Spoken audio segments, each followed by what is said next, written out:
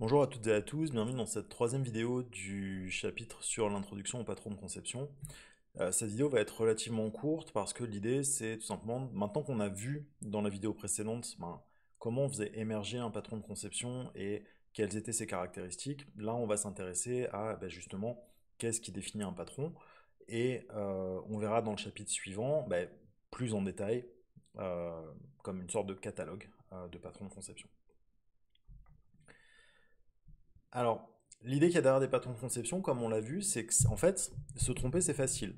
Donc, ce qu'on voulait faire avec des patrons de conception, c'est un peu standardiser des concepts de modélisation. On a une expertise qui existe de par le fait qu'on conçoit du logiciel depuis un paquet d'années maintenant. En objet, on a une expertise encore plus fine. Il existe ce type d'expertise dans à peu près tous les paradigmes. Mais donc, comme on a vu que la conception c'était un principe d'essai-erreur, autant capitaliser sur les erreurs de nos pairs précédents pour faire en sorte que nous, on n'aille pas autant de problèmes que eux ont pu les rencontrer avant.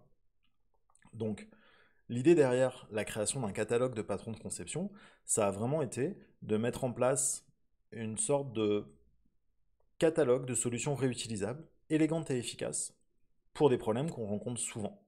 Et bien évidemment, eh bien, toutes ces solutions-là, si on est capable de bien caractériser le problème, c'est ce qui va nous permettre de dire, ok, mon problème de canard, c'était un problème de stratégie, en fait, donc je vais pouvoir appliquer le patron stratégie. Ça va nous donner assez naturellement un bon support de documentation et de maintenance, parce que quel que soit le domaine d'affaires dans lequel vous travaillez, si on vous dit, mais ça on l'a résolu avec une stratégie, ça on l'a résolu avec un visiteur, ça on l'a résolu avec un singleton, eh bien, vous directement, vous savez déjà comment les choses vont s'emboîter. Après, il faut trouver comment le mapping a été fait, c'est-à-dire dans la stratégie, qu'est-ce qui est le contexte, qu'est-ce qui est l'opération, et ainsi de suite. Mais déjà, ça vous donne une idée de dire, ah ok, ils ont fait une stratégie à cet endroit-là, donc il va y avoir un contexte qui délègue à une famille d'algorithmes. Et donc ça, je sais déjà que le code, il va avoir cette structure-là, ça va être un petit peu standardisé. Et tous les patrons de conception qui ont été définis, ils ont souvent été définis pour patcher des défauts intrinsèques de la notion même d'objet, des trucs qui sont pas faciles à faire en objet, qui seraient potentiellement faciles à faire dans d'autres paradigmes, mais chaque paradigme souffre de ses forces et de ses faiblesses. Donc là, en ayant choisi un paradigme objet, eh bien, on est souvent confronté à un certain type de problème, comme typiquement l'encapsulation de familles d'algorithmes, ça arrive assez souvent, et bien ça, bim, je peux utiliser le patron stratégie pour m'aider à faire ça de la manière la plus élégante et efficace possible. L'intérêt de la capitalisation dans des patrons de conception, c'est de capitaliser sur des solutions qui ont bien respecté proprement tous les principes qu'on avait identifiés jusqu'à présent.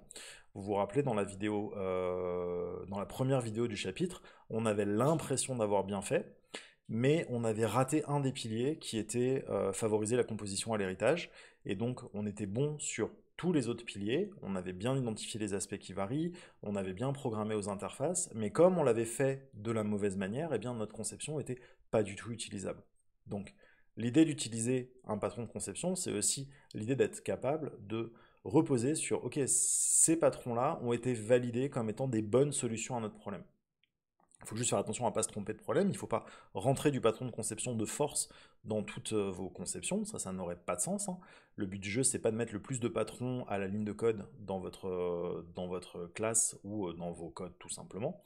Ça serait une mauvaise idée, mais bien de pouvoir caractériser que là, je suis dans une situation où j'ai tel problème match avec tel patron, donc je peux réutiliser ce patron-là en l'adaptant à ma situation. Le livre fondateur sur les design patterns a été publié en 1994 par ce qu'on appelle le gang des quatre, donc Gama, Helm, Johnson et Vlesides. C'est un livre qui est particulièrement indigeste parce qu'il a vocation à être un catalogue. Et les catalogues, c'est jamais le fun à lire. Vous allez vous rendre compte dans le chapitre suivant qu'il y a un catalogue de patrons de conception, que c'est jamais le fun à lire et qu'il faut cherry pick dedans juste les informations dont on a besoin. Mais l'idée qu'il y avait derrière ce livre et l'idée qu'il y a derrière cet ensemble de patrons de conception, c'est qu'en gros, il existe trois grandes familles de problèmes sur lesquels on va devoir interagir. C'est des problèmes de création d'objets, des problèmes de structuration du code et des problèmes de gestion du comportement des objets. Et ces trois familles-là, en fait, ben, on a un éventail de situations problématiques qui apparaissent quand on doit créer des objets, quand on doit gérer une structuration, et ainsi de suite. Et bien ça, euh, l'objectif du livre était de fournir tout un ensemble de patrons sur étagère pour permettre de résoudre ça. Alors, c'est quoi la définition d'un patron de conception? Vraiment, dans la littérature, un patron de conception, ça nomme abstrait et identifie les aspects essentiels d'une structuration récurrente pour créer une conception, orientée objet dans notre cas, qui soit réutilisable. Donc on a bien cette notion de réutilisation qui est intrinsèque à la notion de patron de conception. Un patron est fait pour pouvoir être réutilisé, appliqué dans plein de domaines d'affaires différents.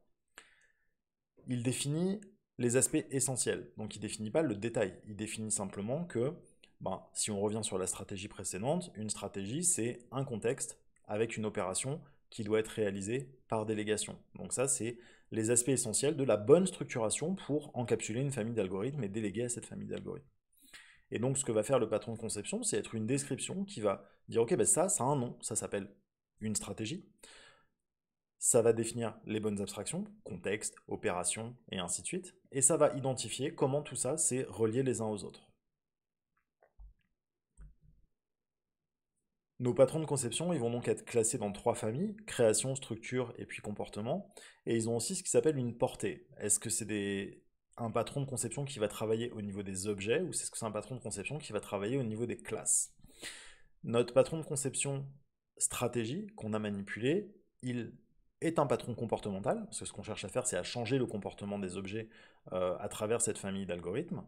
Et c'est un patron qui porte bien sur la notion d'objet, parce qu'il va nous permettre de changer les choses au niveau de l'objet, et il n'est pas au niveau de la classe. Et d'ailleurs, globalement, parmi tous les patrons de conception orientés objet, sans surprise, il y en a beaucoup plus qui travaillent au niveau de l'objet qu'au niveau de la classe. Parce qu'encore une fois, la notion de classe, elle n'est pas intrinsèque à la notion de programmation objet.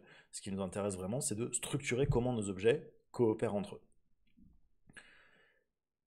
Tous ces patrons de conception-là, parmi ceux-là, donc, ils datent de 94, donc ils sont plutôt vieux. Il y en a un gros paquet qui sont encore d'actualité. C'est d'ailleurs ceux qu'on va utiliser et regarder ensemble.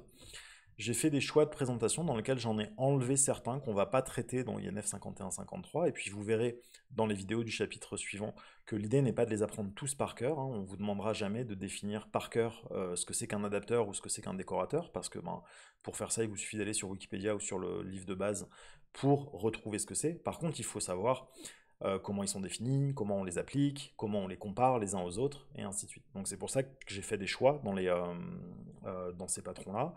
Et typiquement, on va ne pas couvrir des patrons qui sont ou peu utilisés, ou qui maintenant n'ont plus vraiment d'intérêt parce qu'ils étaient des limitations de l'objet en 94, mais maintenant, ils sont intégrés directement dans les langages tellement ils sont utilisés. Je pense typiquement à la notion d'itérateur. Dans les années 94, c'était assez exceptionnel d'avoir un langage avec la notion d'itérateur. Puis maintenant, on l'a vu, c'est directement fourni dans Java. Donc, globalement, c'était pas la peine de dire que c'était un patron de conception. Merci d'être arrivé au bout de cette vidéo. On va voir dans la vidéo suivante un autre patron de conception un petit peu plus en détail, qui est le singleton. Et puis le chapitre suivant sera vraiment dédié à explorer le catalogue des différents patrons de conception. Merci d'être arrivé jusqu'au bout, et puis à bientôt pour la suite.